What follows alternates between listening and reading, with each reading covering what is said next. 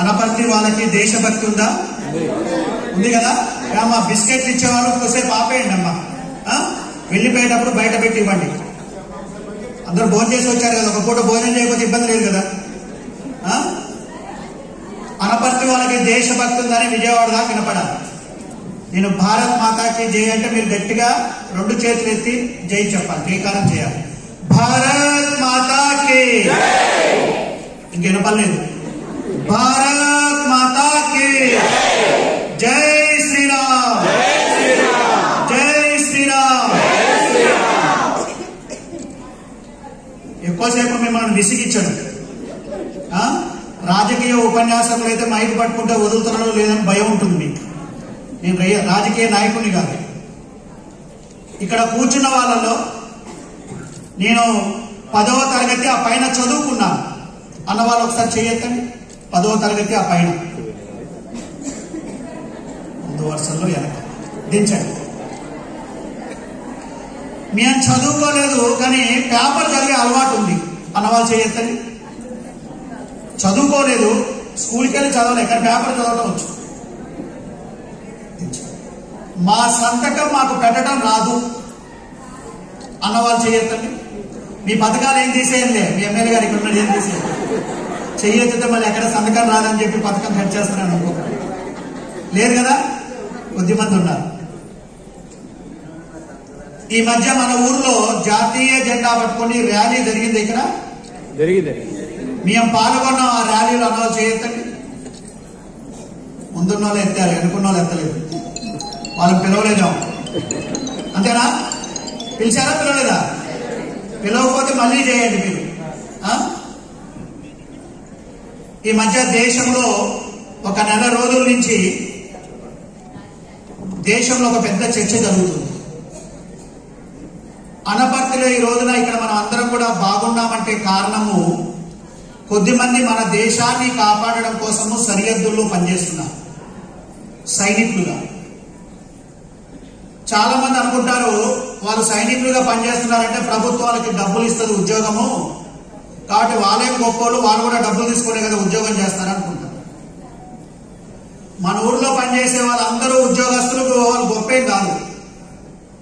కానీ సరిహద్దుల్లో పనిచేసే సైనికులు మాత్రం గొప్పలు. మీలో కూర్చున్న ఎవరికైనా మీకు ఒక ₹1,00,00,000 ఇస్తాం చచ్చిపోతామని అడిగారు అనుకోండి, చచ్చిపోతావా? ప్రతి ఒక్క వ్యక్తికి ప్రాణము తీపి. నాకు డబ్బు కావాలి, డబ్బు కావాలనుకుంటాడు. డబ్బు ఇచ్చినాక చచ్చిపోతే నేను చంపేస్తానంటే ఎవడు? కానీ దేశ సరిహద్దుల్లో పనిచేసే సైనికుడు చనిపోతానని తెలుసు, ఎదురుగా ఉండే శత్రువులు కాలుస్తారని తెలుసు, కానీ వెన్ను చూపకుండా పారిపోకుండా శత్రువులని చంపేస్తూ ఈ దేశాన్ని కాపాడడం కోసం పనిచేసే సైనికులు ఎవరైతే ఉన్నారో వాళ్ళందరూ కూడా మనకు ఆదర్శము. వాళ్ళని ఎప్పుడు మనం గుర్తుపెట్టుకోవాలి. ఈ మధ్య కాలంలో మన దేశంలో జమ్మూ కాశ్మీర్ అని ఒక రాష్ట్రం ఉంది. అక్కడికి చూడడానికి అది భగవంతుడి యొక్క భూతల స్వర్గం అని చెప్తారు.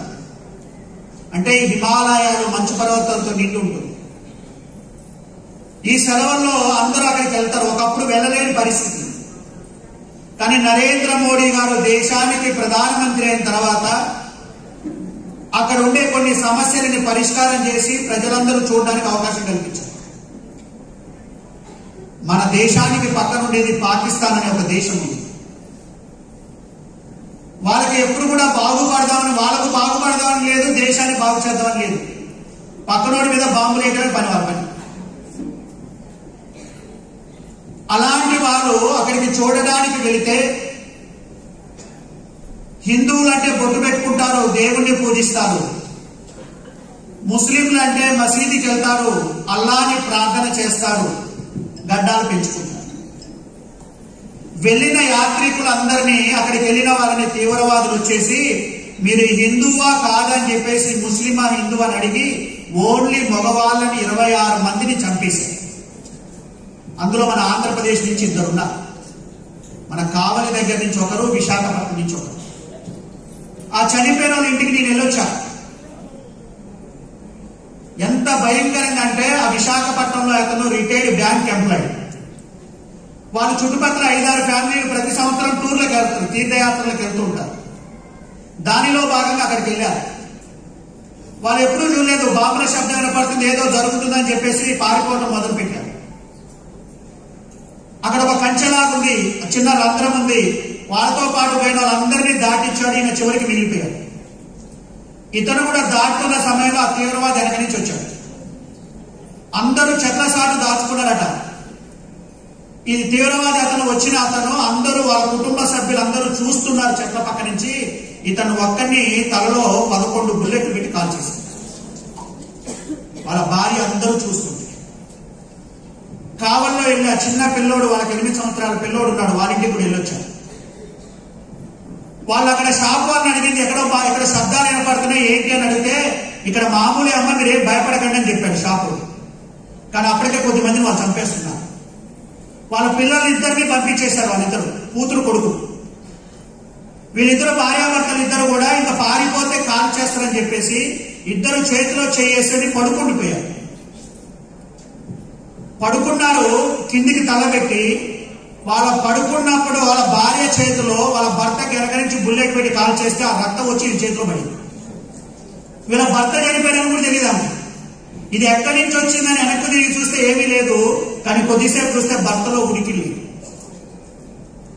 కర్ణాటకలో 3 సంవత్సరాల పిల్లవాడున్న ఒక తల్లి తన భర్తను చంపేస్తుంటే కాళ్ళ మీద ప్రాధేయపడింది. చిన్న పిల్లవాడు మమ్మల్ని వదిలేయలేదు.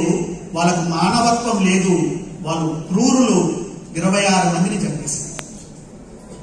అంతకుముందుకు మన హైదరాబాద్ లో లుంబిని పార్కు, గోకుల్ చాట్ లో 120-170 మందిని బాంబులు పెట్టి చంపేశారు. దాన్ని తీవ్రవాదం అంటారు. నరేంద్ర మోడీ గారు 2014లో ప్రధానమంత్రి అయిన తర్వాత మన దేశ సరిహద్దుల్ని బాగు చేయడం మొదలుపెట్టారు. ఇవాళ మనందరం ఇక్కడ ఉన్నాం. ఒక పూట రేషన్ రాకపోయినా, ఒక నెల పింఛన్ రాకపోయినా మనం గొడవలు చేసేస్తాం. మనకు డిసెంబర్ జనవరిలో కొద్దిగా చలి ఉంటే తట్టుకోలేదు.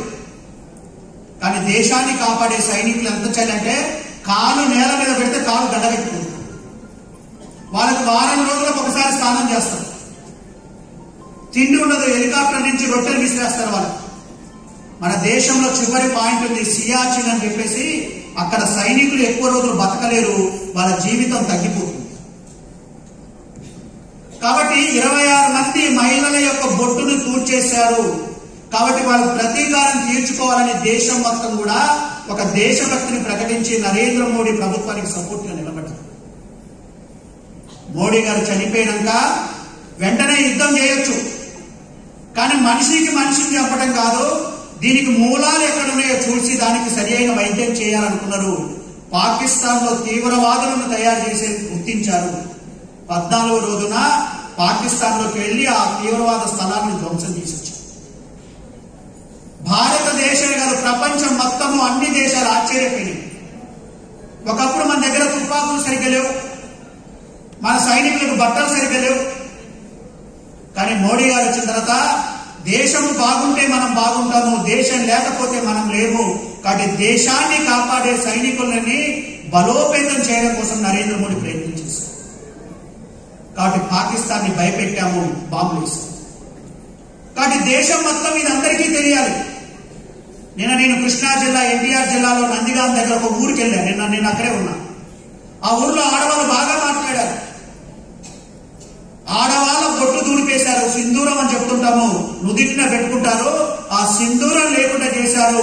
కాబట్టి దానికి ఆ యుద్ధానికి పేరు ఏం పెట్టారంటే ఆపరేషన్ సింధూర్ పెట్టేసి తీవ్రవాదుల మీద దాడి చేసించారు. అందుకే మోడీ గారు ఏం చెప్పారంటే దేశంలో ప్రతి చోట కూడా జాతీయ జెండాలు చేత పట్టుకొని మన ఊర్లో సైనికులకు మద్దతుగా ర్యాలీలు చేయమని చెప్పారు. కొద్దిమంది చేశాము, కొద్దిమంది చేయకపోతే మీ ఊర్లలో ఇప్పటికి కూడా చేయండి.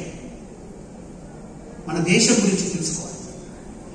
కొద్దిమంది అంటారు, తెలుగులో చెప్తారు, ఎంతకాలం జీవించామనేది ముఖ్యం కాదు, ఎలా జీవించామనేది ముఖ్యం. 100 ఏళ్ళు బతికాను, పక్కింటోడికి భిక్ష పెట్టను. ఎందుకు బతికి? నా గురించి ఎవరికీ తెలియదు. ఎంతకాలం బతికామనే కాదు, నా పేరు నేను పోయిన తర్వాత కూడా రాబోయే 3 తరాలు 4 తరాలు నా పేరు చెప్పుకోవాలంటే నేను నలుగురికి ఉపయోగపడి పని చేయాలి. వివేకానంద స్వామి విగ్రహాలు కనపడుతుంటే మీకు రోడ్ల మీద కాషాయ బట్టలు కట్టుకున్నారు. ఆయన బతికింది 39 సంవత్సరాలే. కానీ 158 సంవత్సరాల క్రితం పుట్టిన వివేకానంద గురించి ఇవాళ చిన్న పిల్లవాడిని అడిగిన చెప్తారంటే కారణం ఏంటంటే వివేకానంద తన గురించి ఆలోచించలేదు. ఈ దేశ ధర్మాన్ని కాపాడడం కోసము దేశం మొత్తం తిరిగిన మానవుడు కాబట్టి ఆయన గుర్తుపెట్టుకున్నారు. ఇవాళ అనుకుంటా మనకు చదువు రాదు, మేమేం చేస్తామని అనుకోవచ్చు. మన దేశంలో చదువు ఒకటే కాదు, వివేకానందని తయారు చేసిన రామకృష్ణ పరమహంస ఏమీ చదువుకోలేదు. కానీ చదువు రాకపోయినప్పటికీ ఇక్కడ ఉండే తల్లులు చాలా మందికి వేల మీద లెక్కలు వేసేస్తారు. ఇవాళ మీరు ఇంగ్లీష్ మీడియం ₹1,00,000 ఫీజు పెట్టినోని 2 ముళ్ళ ఎంతలా అంటే వాడికి తెలియదు. 2 3 అని 3 సార్లు అడుగుతాడు, ఆన్సర్ మాత్రం చెప్పడు. ఇలా చదువుని డబ్బులు పెట్టి కొనుక్కుంటున్నా, చదవట్లే. ఈ చదువు కొనుక్కోవడంలో సంస్కారం పక్కకి వెళ్ళిపోయింది. చాలా మంది ఇప్పుడు అనుకుంటాం మహిళలము ఆడవాళ్ళము మేమేం చేస్తాం మాకేది అనుకునే రోజులు ఇవి. ఇప్పుడే ఇట్లుందంటే 300 సంవత్సరాల వెనకకి ఎలా ఉంటుందో ఊహించండి. కట్టుబాట్లు ఎన్నుండేటి, ఆడవాళ్ళు బయటికి రావడం అంటే కష్టం. అలాంటి సమయంలో జన్మించింది ఆవిడ పేరు అహల్య.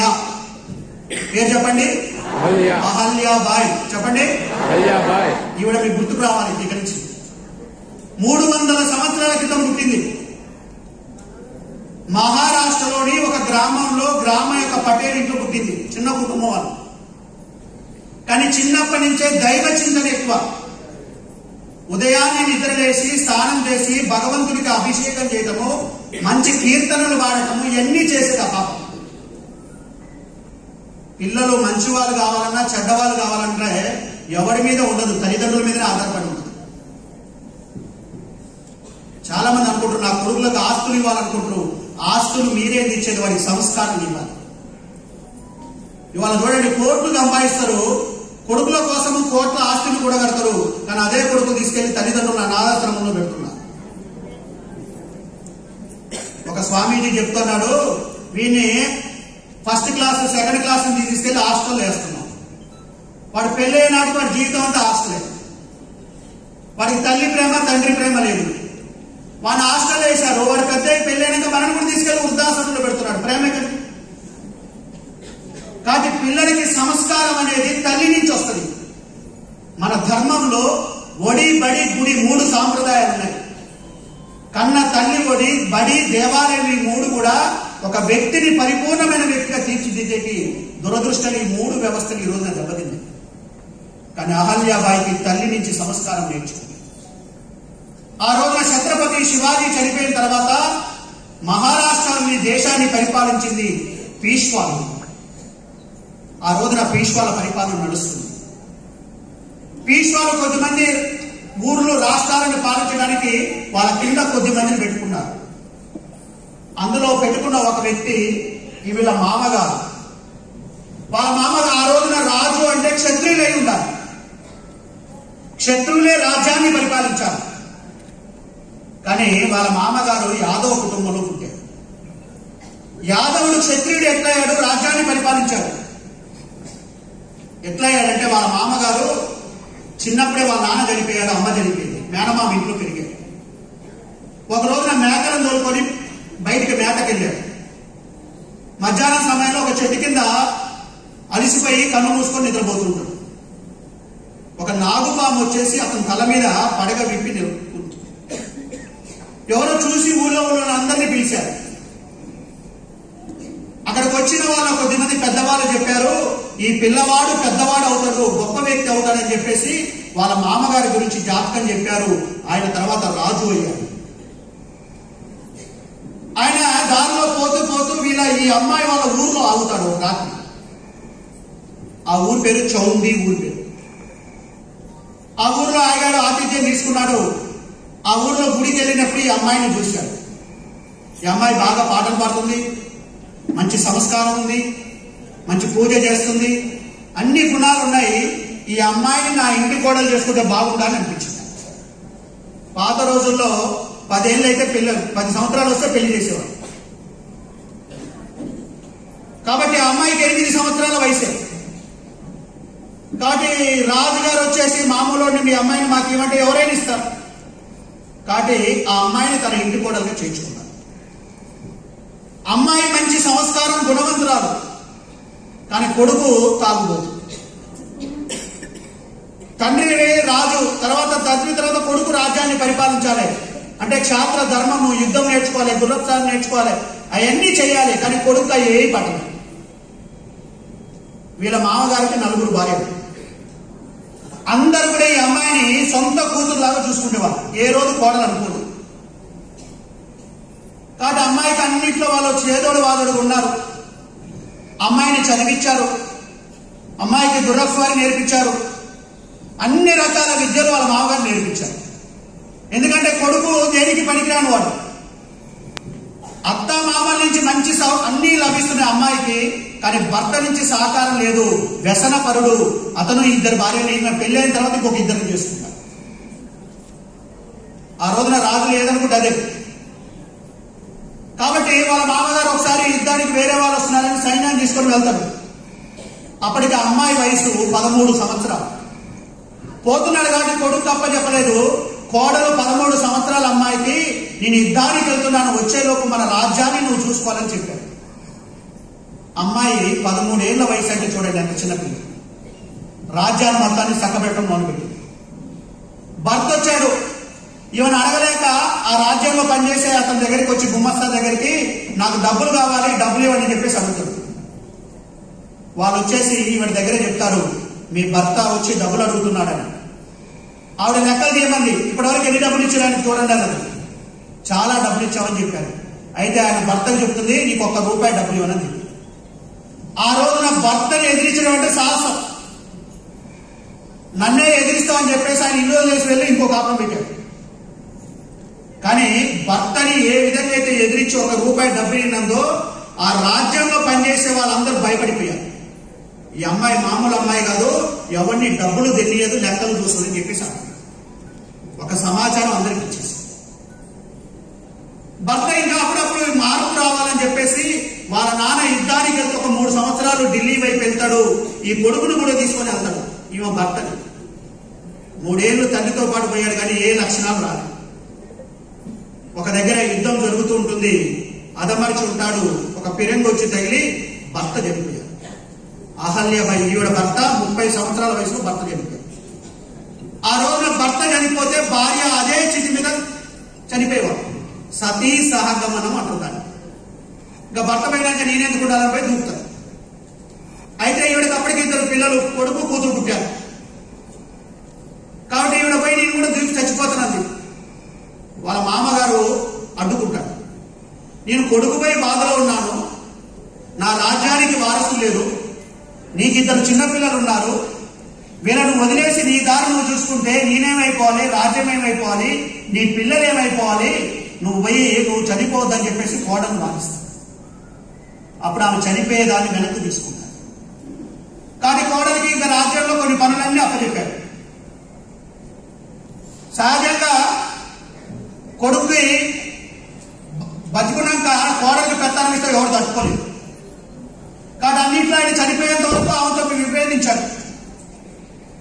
సరే, ఈవిడకి 2 కొడుకు కూతురు పుట్టారు. ఆ కొడుకుకి వాళ్ళ నాన్న లక్షణాలు వచ్చినాయి. వాడికి ఏది అవ్వలేదు. కూతురికి తల్లి లక్షణం వచ్చింది.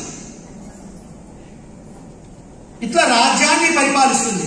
ఇందాక మన ఎమ్మెల్యే గారు అన్ని క్లుప్తంగా చెప్పారు. ఈ రోజున మనందరికీ తెలుసు, మన మహిళలు రోజంతా పనికెళ్ళి సంపాదించుకొచ్చిన సంపాదన సాయంత్రం అయితే వైన్ షాపుల దగ్గర మన సంపాదన అంతా పోతుంది. దీన్ని చూసి ఎన్టీ రామారావు గారు ముఖ్యమంత్రి అయినప్పుడు దీన్ని మద్యపాన నిషేధం అని పెట్టాడు. ఇవాళ మద్యపాన నిషేధం చేస్తే ప్రభుత్వాలే నడవవు. కానీ ఆ రోజునే అహల్యాబాయి తన రాజ్యంలో మద్యం అమ్మడానికి వీలేదని చెప్పేసి మద్యపాన నిషేధం పెట్టింది. ఆ రోజుల్లో 300 సంవత్సరాల క్రితము తన రాజ్యంలో మద్యపాన నిషేధం చేసింది. రాజ్యాన్ని ఎట్లా పరిపాలించవచ్చు అంటే, ఒక ఆవిడ బాగా ధనవంతులు, ఆవిడకి పిల్లలు లేదు, భర్త చనిపోయాడు. ఆవిడ వచ్చి ఈమె కాళ్ళ మీద పడి ఏడుస్తూ ఉంటుంది. నా భర్త చనిపోయాడు, నాకు పిల్లలు లేరు, మా బంధువులందరూ నా పిల్లోని దత్తం చేసుకొని నా ఎండపడుతున్నారని చెప్పేసి అమ్మారు. ఆవిడ అడిగింది, నీకెవరికి నీవు దత్తం చేసుకోవాలని కోరుకుందని అడిగింది. నాకు నా పని మనిషి కొడుకుని చేసుకోవాలని ఉందని చెప్పింది. చేసుకోవాలని ఒప్పుకోరు. అందుకు భర్త చనిపోయిన మహిళలను దత్తత చేసుకొని వాళ్ళకు కావాల్సిన అధికారాన్ని ఆ రోజున ఆలియాబాయి తీసుకొచ్చి ప్రవేశపెట్టింది. వితంతులు విధవలు ఎవరైతున్నారో వాళ్ళకి నచ్చిన వారిని దత్తత చేసుకొని తన ఆస్తిని ఇవ్వచ్చని చెప్పి ఒక చట్టాన్ని తీసుకొచ్చింది. ఈ రోజున వరకట్నాలు ఈ రోజే కాదు, ఆ రోజులు ఉన్నాయి. కాబట్టి వరకట్నం తీసుకుంటే నేరం అని చెప్పేసి వరకట్నం ఎవరు అడగకూడదని తన రాజ్యంలో వరకట్న నిషేధం చేసింది. అన్ని విద్యల్లో ఆరితేరింది. చూస్తుండగా నా జీవితం ఏంటంటే 70 సంవత్సరాలు బతికింది. 70 ఏళ్లలో ఫస్ట్ భర్త చనిపోయాడు. తర్వాత ఒక యుద్ధంలో తన తోడుండే అత్తగారు చనిపోయింది. అత్తగారు తర్వాత మామగారు చనిపోయారు. మామగారు తర్వాత తన కూతురికి కొడుకు పుడతాడు. ఆ కొడుకుని మనవడితో బాగా ఆడుకుండేది. ఆ మనవడు 16 సంవత్సరాల వయసు వచ్చేసరికి ఒక జబ్బు వచ్చి చనిపోయాడు. ఆ రోజున ఆవిడ ఎంత గొప్పదంటే తన రాజ్యంలో చూడడానికి వచ్చే ప్రజల్ని దారి దోపిలో దొంగలు దోసుకునేవారు. దాన్ని పట్టుకోలేకపోతున్నారు ఎవరు. మిగతా రాజ్యంలో పనిచేసే వాళ్ళందరూ వచ్చి ఆమె దగ్గర ఆ దొంగలు ఎవరో దొరకట్లేదు, పట్టుకోలేకపోతున్నాం అని చెప్పేసి ఆమె దగ్గర చెప్తారు. అప్పుడు ఆమె ఏం చెప్పిందంటే, ఆ దొంగల్ని ఎవరైతే పట్టుకొని నా దగ్గరికి తెస్తారో వాళ్ళకి నా కూతుర్ని ఇచ్చి పెళ్లి చేస్తానని చెప్పి చెప్పింది. అందరూ ఆశ్చర్యపోయారు. వాళ్ళని ఎదిరించి ఏ కులం కూడా వస్తుందో తెలియదు. ఇప్పుడు వాళ్ళని పెళ్లి చేసే ముందు కులం చూస్తారు. ఆవిడ ఆ రోజున కులం చూడలే అంత పట్టింపులో. కులం కంటే క్షాత్ర వీర్యము, శత్రువుని ఓడించి తీసుకొచ్చిన వాడే మగవాడు, కాబట్టి వాడికి నా కూతుర్ని ఇస్తానని చెప్తుంది. ఒక అతను పోయి ఆ దొంగల్ని పట్టుకొని తీసుకొచ్చి ఆ ముందు పెడతాడు. అనుకున్న ప్రకారం తన కూతుర్ని అతనికి ఇచ్చి పెళ్లి చేస్తాడు. అతను ఏ కులం అతనికి ఇట్లా మాట మీద నిలబడ్డ వ్యక్తి. మనవడు చనిపోయాడు, అల్లుడు చనిపోతే కూతురు కూడా, నేను నా కూతురు కొడుకు పోయాడు, నా భర్త పోయినాక నేనెందుకు బతకాలే, నేను కూడా చచ్చిపోతానంటుంది. వాళ్ళ అమ్మ వాదిస్తుంది కానీ వినదు. ఆ భర్తతో పాటు కూతురు కూడా సతీ సహకారం చేస్తుంది. ఒక మహిళ అంతమంది కళ్ళ ముందు చనిపోతుంటే ఆ మహిళ మనసు నిర్భరం చేసుకుని రాజ్యాన్ని పాలించడం మామూలు విషయం కాదు. భర్త పోయాడు, మామ పోయాడు, రాజ్యంలో కొద్దిమంది ఉంటారు కదా, నక్కలు అంటుంటారు కదా. భర్త పోయాడు, వీళ్ళందరూ పోయారు, ఈ ఆడావిడ రాజ్యాన్ని ఏం పాలిస్తుంది, దీన్ని ఆక్రమించుకుందాం అనుకుందాం. ఆక్రమించుకుందాం అనుకొని కొద్దిమంది సైన్యాన్ని తీసుకొచ్చి అక్కడ ఒక నది ఉంటుంది, క్షిప్రా నది అని. ఆ నది ఒడ్డున టెంట్ వేసుకొని ఉన్నారు. ఈ విషయం ఎవరు తెలిసింది? మీ రాజ్యంలో మీతో పాటు ఒక సామంత రాజు మీ రాజ్యాన్ని ఆక్రమించడానికి వస్తున్నాడని తెలిసింది. ఈవిడ దగ్గర అంత సైన్యం లేదు కాబట్టి ఆడవాళ్ళకి ట్రైనింగ్ ఇచ్చింది. మెరికల్ లాంటి ఆడవాళ్ళని ఒక 100 మందిని తయారు చేసింది. కర్రపు గుర్రపు స్వారీ, కత్తితో అన్ని నేర్పింది. కానీ వాడు శత్రువు బలమైన వాడు కాబట్టి అప్పుడు ఆమె బుర్రని మేధస్సును ఉపయోగించింది. యుద్ధానికి వస్తున్నాడని తెలిసి ముందు యుద్ధం చేసే ముందు ఆ రోజున ఉత్తరాలు రాసుకునేవాడు. పోస్ట్ ఆఫీస్ ఉత్తరాలు ఈ రోజు కదా, ఆ రోజుల్లోనే ఉన్నాయి. తంతి తపాల వ్యవస్థ. ఏమని ఉత్తరం రాసిందంటే ఆవిడ గొప్పతనం అక్కడే తెలిసింది. ప్రపంచం మొత్తం ఆశ్చర్యపోయింది. ఏమని రాసిందంటే, నువ్వు మా మీదికి యుద్ధానికి వస్తున్నావు, నేను ఏం చేతులు కట్టుకొని కూర్చోడు, నా దగ్గర ఉండే కొద్దిమంది సైన్యాన్ని తీసుకొని నీ మీదికి యుద్ధానికి వస్తా, నేను కూడా ముందుండి యుద్ధం చేస్తా. యుద్ధంలో నేను ఓడిపోయాను అనుకో, నా మీద ప్రజలందరూ జాలి చూపెడతారు. ఒక మగవాడి చేతిలో ఒక మహిళ ఓడిపోయింది కాబట్టి నా మీద జాలి చూపెడతారు తప్ప నాకు పోయేది ఏమీ లేదు. పొరపాటున యుద్ధంలో నా చేతిలో నువ్వు చచ్చిపోయావు అనుకో, ఒక ఆడదాని చేతిలో నువ్వు చచ్చిపోయావు అని చరిత్రలో ఈనుడు అవుతావు అని చెప్పేసి ఉత్తరం రాసింది. వాడు భయపడిపోయాడు. ఇంత ధైర్యంగా ఉత్తరం రాసింది. నిజంగానే పొరపాటున నేను చనిపోతే నా పేరు చరిత్రలో తిట్టుకుంటారు కాబట్టి మళ్ళీ ఉత్తరం రాస్తాడు, నీ మీద యుద్ధానికి చేయడానికి రావట్లేదు, మీ మామ చనిపోయాడు కదా, పరామర్శిద్దామని వద్దాం అనుకున్నా చెప్పి. అంత గొప్ప రాలా.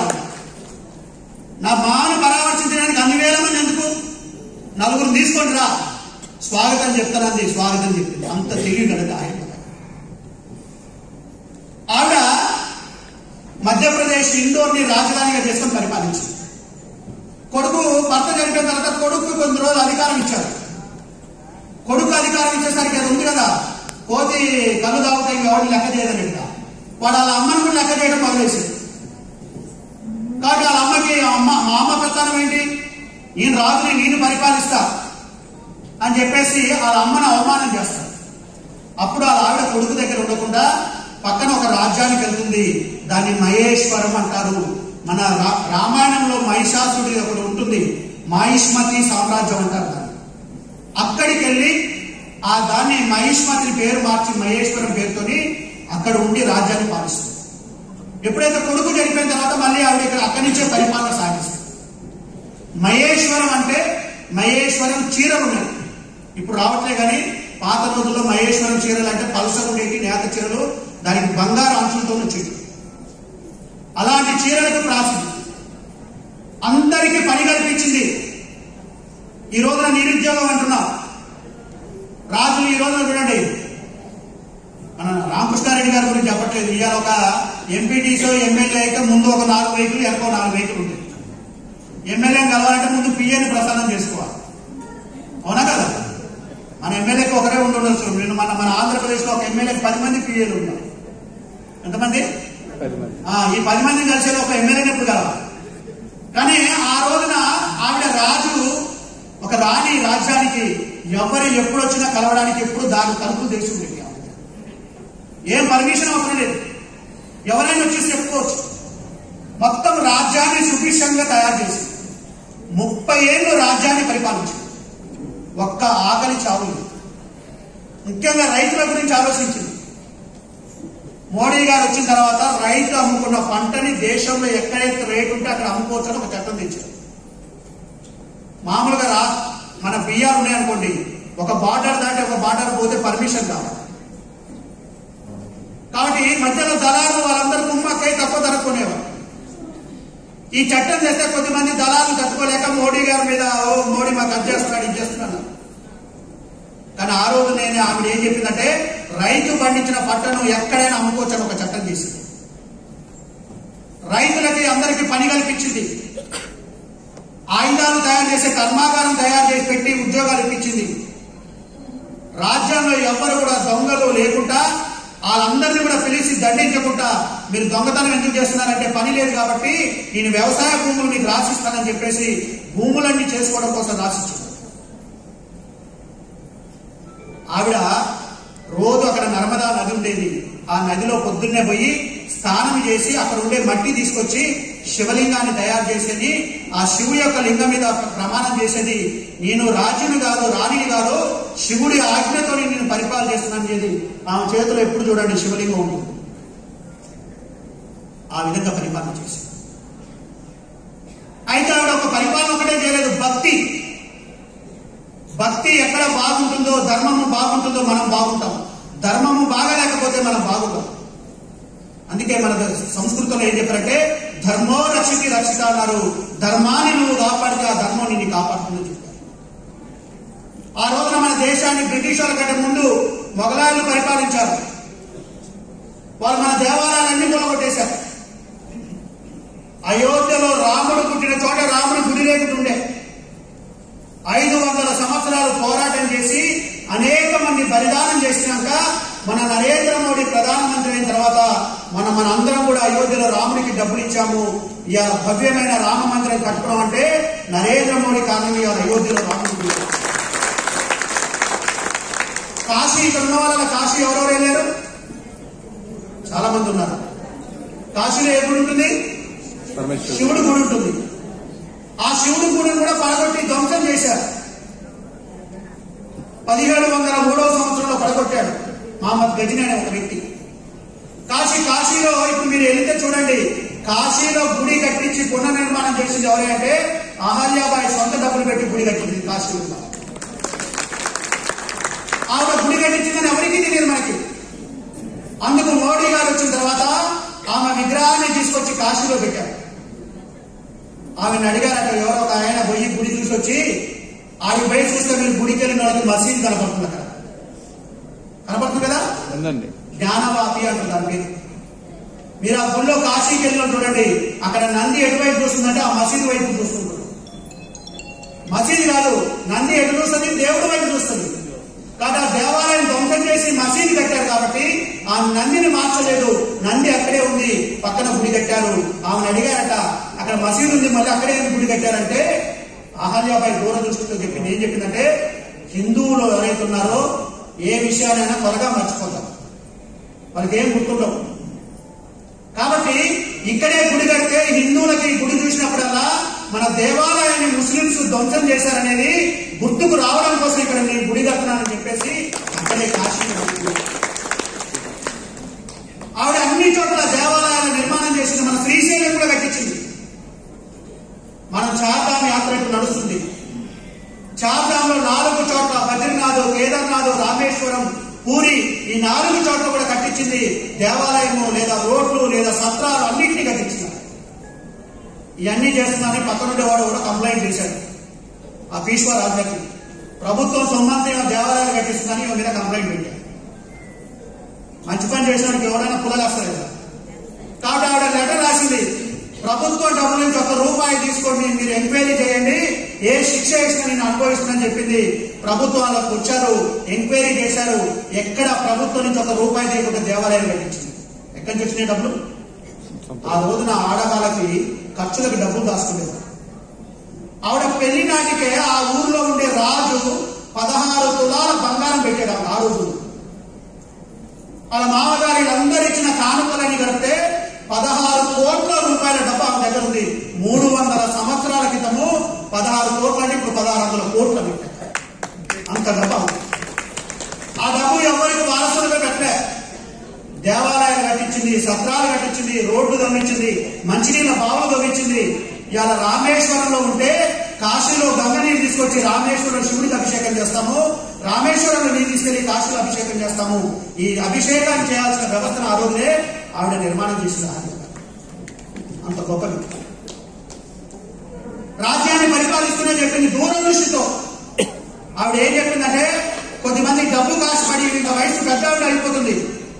బ్రిటిష్ వాళ్ళు అప్పటికే మన దేశంలో అడుగు పెడుతున్నారు వ్యాపారం పేరుతో. వాళ్ళ దగ్గర ఆయుధాలు ఉన్నాయి, డబ్బు ఆశీస్సులు పెడుతున్నారు, వాళ్ళ దగ్గరికి వెళ్తున్నారు మోసపడి అని చెప్పేసి ఆవిడ రాజులకు ఒక లేఖ రాస్తుంది. ఏమంటే, పులులు సింహాలు లాంటి దాన్ని ఎదురుగా పోయి పోరాటం చేయొచ్చు, అవసరమైతే వాటిని చంపొచ్చు, లేదా మనం దాని మీద గెలవచ్చు, కానీ ఎలుగుబంటితో మనం పోరాటం చేయలేదు. ఎలుగుబంటిని ముఖం మీద కొడితేనే చచ్చిపోద్ది, లేకపోతే చచ్చిపోతుంది. బ్రిటిష్ వాళ్ళు ఎలుగుబంటి లాంటి వాళ్ళు కాబట్టి ఒక్కసారి ఎలుగుబంటి కౌలిలోకి పోతే మనకు తెలియకుండా ఎలుగుబంటి మనం తినేస్తారు. ఆ బ్రిటిష్ వాళ్ళు కూడా అంత ప్రమాదకరులు. మీరు వాళ్ళ వంచన చేయనట్లయితే ఈ దేశం సర్వనాశనం అవుతుందని చెప్పేసి అహల్యాబాయి అప్పుడే ఆ రోజుల్లో చెప్పింది. ఆవిడ చరిత్ర మనకు ఎందుకు తెలియదు. 70 ఏళ్ళు బతికింది.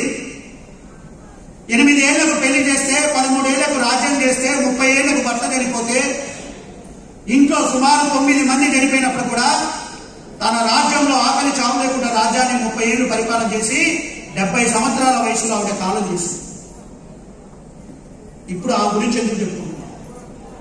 ఇవాళ మన ఇప్పుడు ఉన్న వాళ్ళకి ఈ రోజు మనం ఆ గురించి విన్నాం. బ్రిటిష్ వాడు మన దేశాన్ని 180 సంవత్సరాలు పరిపాలించారు. వాడు ఏం చెప్పాడంటే, పరిపాలిస్తూ వాళ్ళ నాన్నకి అక్కడ ఉత్తరం రాస్తాడు. మెకాల్ అనే ఒక వ్యక్తి, భారతదేశానికి స్వాతంత్రం అయితే వస్తుంది, వాళ్ళు రంగుల రూపంలో మాత్రమే భారతీయులు, వాళ్ళ ఆలోచన విధానం అంతా కూడా భారతీయులు ఉండదని చెప్పేసి వాడు ఎప్పుడో ఉత్తరం రాశాడు. మన చరిత్రని మనకు తెలియకుండా చేసింది బ్రిటిష్. వాళ్ళు అనుకున్నారు భారతదేశాన్ని దెబ్బకొట్టాలంటే ముందు ఈ దేవాలయాన్ని దెబ్బకొట్టాలి, రెండోది ఇక్కడ ఉండే చదువును దెబ్బకొట్టాలనుకున్నారు. అందుకే మనకు పెద్ద మంచి పుస్తకాల్లో చదువు లేదు. ఇవాళ పిల్లకాయలను బడిపోయే పిల్లల్ని అడగండి, ఎవర్రా అంటే వాడు సినిమా యాత్రలో బొమ్మలు పెట్టుకొని తిరుగుతుంటాడు. వాడికి వాడు సినిమా రిలీజ్ అయితే ఊపిరి ఇంకా భోజనం కూడా చేయడు. వాడు నా హీరో అంటాడు. వాడు డబ్బు కోసం ఆడుతూ పాడుతూ ఉంటాడు. కానీ దేశం కోసం, ధర్మం కోసము ఎవరైతే త్యాగాలు చేశారో, బలిదానం అయ్యారో వాళ్ళ గురించి తెలియకుండా చేశారు. అందుకే నరేంద్ర మోడీ ప్రధానమంత్రి అయిన తర్వాత ఈ దేశం కోసము, ఈ ధర్మం కోసము ఎవరైతే బలిదానం అయ్యారో, చనిపోయారో వాళ్ళ చరిత్ర ఈ తరానికి తెలియాలని చెప్పేసి ఆయన ప్రయత్నం చేశారు. మన ధర్మము సంస్కృతి ఏం చెప్తుంది? వివేకానంద స్వామిని అమెరికా పోతే అడిగారట, ఏం స్వామిని మాకు ఇన్ని ఉపన్యాసాలు చెప్పావు నువ్వు, మీ దేశానికి మా దేశానికి తేడా ఏంటో ఒక వాక్యంలో చెప్పమన్నాడు. వివేకానంద స్వామి చెప్పాడట, మా దేశంలో కట్టుకున్న భార్య తప్ప ప్రతి ఒక్క మిగతా స్త్రీలందరినీ తల్లిగా చూస్తాం. ఏం చేస్తాం? కట్టుకున్న భార్య తప్ప మిగతా వాళ్ళందరినీ తల్లిగా సంబోధిస్తాం. మీ దేశంలో కన్న తల్లిని తప్ప మిగతా వాళ్ళందరినీ భోగ వస్తువులుగా చూస్తారు మీరు అని చెప్పారు. ఇది మీ దేశానికి మా దేశానికి వివేకానంద మాట చెప్పాడు. ఈ రోజున పరిస్థితి, 3 రోజుల క్రితము 3 సంవత్సరాల పాప మీద అత్యాచారం చేశారు. ఇవాళ కారణము ఇవాళ వార్తల్లో ఉంది. 2 పిల్లలు, డిగ్రీ చదివే కొడుకు, ఇంటర్మీడియట్ చదివే అమ్మాయి ఉంది. సెల్ ఫోన్ లో రీల్స్ చూస్తూ చూస్తూ పెళ్లిగా 22 సంవత్సరాల వాడి దగ్గరికి వెళ్ళింది. వాళ్ళు 2 కలిసి చచ్చిపోయారు. కాలాస్తుంది. ఈ మధ్య నేను అన్ని గ్రామాలు మామూలుగా తిరుగుతుంటా. బీజేపీ రాకముందుకి ఎక్కువ తిరిగేవాడిని. ఒక ఇంటికి వెళ్ళేసరికి ఒక ఆవిడ ఫోన్లో మాట్లాడుతూ ఏడుస్తుంది. ఏమన్నా ఏడుస్తుంది? వాళ్ళ బంధువుల కింద పోయారా చెడు వార్తలు అంటే, వీళ్ళ ఇంట్లో కరెంట్ లేదట, నిన్న సీరియల్ ఎవడో చనిపోయారట, అందుకు ఏడుస్తుంది. సాయంత్రం ఆ తర్వాత ఏ మహిళని బెదిరించలేవు. అత్త కోడలు ఏ విధంగా కొట్టుకోవాలి, ఏ విధంగా ఇంట్లోంచి బయటికి పంపాలి, వాళ్ళు దీనితో మన మీద వ్యాపారం చేస్తున్నారు. ఇవాళ అందుకే మన సంస్కృతి దెబ్బతిన్నది. ఇవాళ చదువుకుంటే ఇంగ్లీష్ వచ్చిన తర్వాత పిల్లవాడు పుట్టినరోజు అంటే అదొక పెద్ద ఖర్చు. వాడి కేక్ తేవాలి, క్యాండిల్ పెట్టాలి, 4 పిలవాలి, బిర్యానీ పెట్టాలి, మళ్ళా ఒక దీపాన్ని క్యాండిల్ ఆపేస్తాం. హ్యాపీ బర్త్డే టు యూ అని గుర్తాం. మన ధర్మం ఏం చెప్పింది? దీపాన్ని వెలిగించమంది, దీపాన్ని ఆర్పమని చెప్పలేదు. మన సంస్కృతి దీపం వెలిగించే సంస్కృతి. ఇవాళ మన ఇంట్లో ప్రతిదీ కూడా మన పెద్దవాళ్ళు పెట్టింది, ఉత్తగా పెట్టాలి. సైంటిఫిక్ గడపకి పసుపు రాశాము. ఎందుకు రాశాము? బయట తిరిగేసి వస్తే బ్యాక్టీరియా ఇంట్లోకి వస్తుంది. ఇంట్లోకి బ్యాక్టీరియా రాకుండా అడ్డుకోవడం కోసం పసుపు రాశాము. ఆడవాళ్ళు మెట్టెలు పెట్టుకుంటారు, ఎప్పుడు నీళ్ళలో ఉంటారు, ఆడవాళ్ళకి వేడి ఎక్కువ ఉంటుంది, అది తగ్గించడం కోసం మెట్టెల సంస్కృతి పెట్టారు. బొట్టు పెట్టుకునే వాళ్ళకి ఆ బొట్టు కూడా కనపడదు, భూతద్దంలో ఉండాలి. స్టిక్కర్లు వచ్చింది. ఇవాళ సైన్స్ ఎంత పెరిగిందో వినాశనం కూడా పెరిగింది. ఏమీ లేని సమయంలో మన సంస్కృతిని కాపాడడం కోసము అహల్యాబాయి లాంటి వ్యక్తులు, ఝాన్సీ లక్ష్మీబాయి లాంటి వ్యక్తులు, రాణి రుద్రమాదేవి లాంటి వ్యక్తులు మన ధర్మము దేశం కోసం పనిచేస్తారు. ఇవాళ మహిళ అంటే ఇంట్లో కూర్చొని వంట చేయడం ఒకటే కాదు, మహిళ అంటే అమలే కాదు, ఇవాళ శక్తి స్వరూపుని. అందుకే నిన్న పాకిస్తాన్తో యుద్ధంలో 2 మహిళల్ని ముందు పెట్టి యుద్ధం చేసి ప్రపంచానికి చెప్పాము, భారతదేశం మహిళ ఉపాధి పడితే ఎవరు నిలబడ్డారు.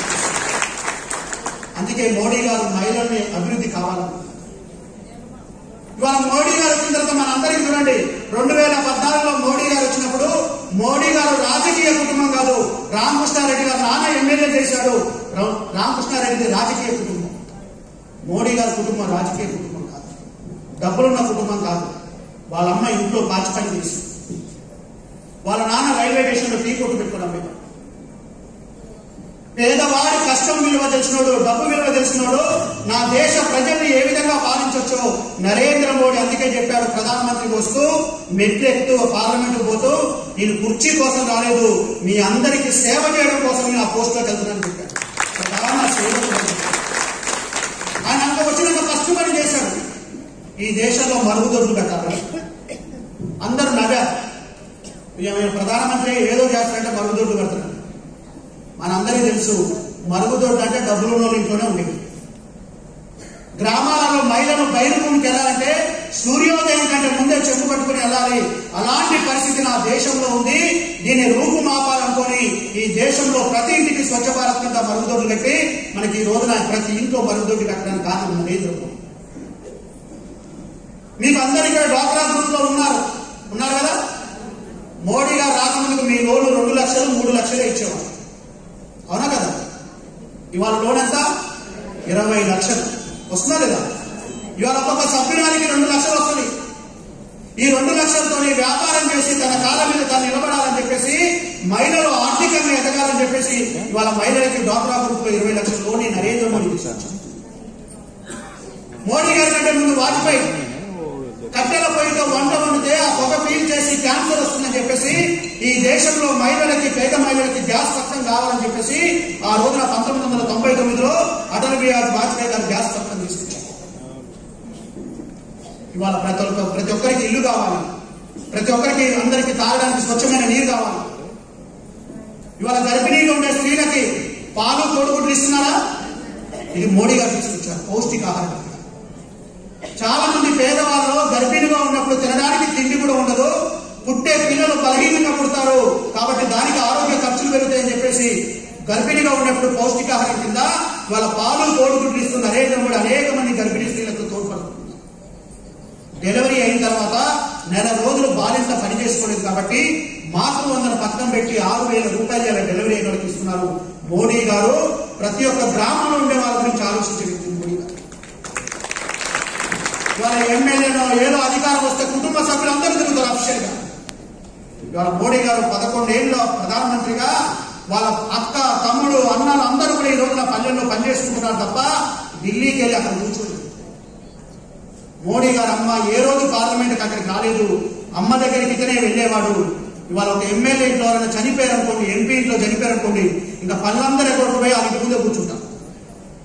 కానీ మోడీ గారు అమ్మ చనిపోతే ఎవరు ఇక్కడికి రావద్దని చెప్పేసి పొద్దున్న వెళ్ళి దాన సంస్కారం చేసి వచ్చి మళ్ళీ ఉద్యోగంలో చేరి ప్రజలందరికీ పనిచేశాడు. ఒక కర్మయోగి నరేంద్ర మోడీ మనందరి గురించి ఆలోచిస్తారు. ఆయన చెప్పాడు, ఈ పుణ్య మహిళ ఎవరైతే ఉన్నారో అహల్యాబాయి నాకు ఆదర్శం అని చెప్పాడు. ఇవాళ నేను పరిపాలన చేస్తున్నానంటే ఆమె జీవితాన్ని ప్రేరణగా తీసుకొని నేను పరిపాలన చేస్తున్నాడు. అందుకే కాశీలో ఆమె విగ్రహాన్ని పెట్టాడు. దాని సందర్భంగా రేపు 31వ తారీఖున ఆవిడ పుట్టినరోజు, 300 పుట్టినరోజు. ప్రజలందరికీ ఆమె చరిత్ర తెలియాలని చెప్పేసి ఇవాళ దేశం మొత్తం కూడా ఈ కార్యక్రమాలు జరుగుతుంది. దానిలో భాగంగా ఈ రోజు మన అనపర్తిలో ఈ కార్యక్రమం. ఇది రాజకీయ మీటింగ్ కాదు. కాబట్టి మన దేశము, మన సంస్కృతి, మన ధర్మం యొక్క గొప్పతనం తెలుసుకుంటూ నేను నలుగురికి ఉపయోగపడాలి. మన ధర్మం ఏం చెప్పిందంటే కుడి చేతితో దానం చేస్తే ఎడమ చేతికి కూడా తెలియకూడదండి. అలాంటి సంస్కృతి మనకిచ్చారు. మనం అందరూ కూడా మన పిల్లలకి ఆస్తులు కాదు ఇచ్చేది, విలువలు ఇవ్వాలి, సంస్కృతిని ఇవ్వండి. ఆ విధంగా మనందరం కూడా ఆ జీవితం నుంచి నేర్చుకొని చేయాలని మీ అందరినీ కోరుకుంటూ మీ అందరికీ నాకు అవకాశం ఇచ్చినందుకు ధన్యవాదాలు చెప్తూ పూర్తి చేస్తున్నాను.